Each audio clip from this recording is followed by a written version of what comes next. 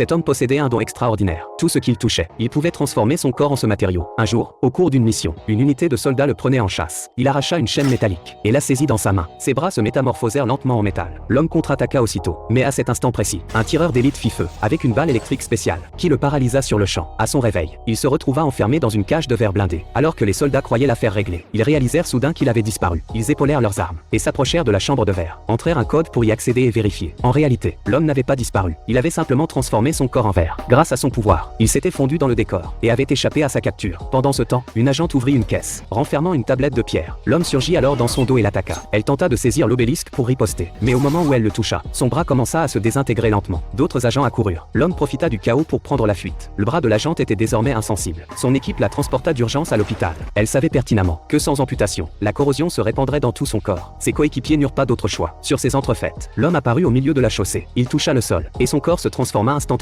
en pierre solide. Une voiture lancée à toute vitesse le percuta de plein fouet et fit un tonneau sur place. Il s'avança lentement vers le véhicule accidenté pour éviter d'être rongé par l'obélisque. Il toucha d'abord un pneu, transformant son bras en plastique. Ce n'est qu'alors qu'il saisit le mystérieux obélisque de pierre. Mais malgré cette précaution, son bras fut quand même corrodé. Une serveuse le bouscula par mégarde, et son corps tout entier fut aussitôt rongé. Il tenta de se transformer en d'autres matériaux pour bloquer la corrosion, mais rien n'y fit. Le lendemain, l'homme s'apprêtait à remettre l'objet de la mission. Un agent le mit en joue et tira une balle fatale. L'homme ne l'esquiva pas. Il toucha l'anneau, et son corps se changea instantanément en métal. La balle atteignit sa tête, mais rebondit sans lui faire le moindre mal. L'agent était stupéfait. Il lâcha son fusil de précision et prit ses jambes à son cou, mais il fut rapidement rattrapé. Il ne fit pas le poids et fut maîtrisé en un rien de temps.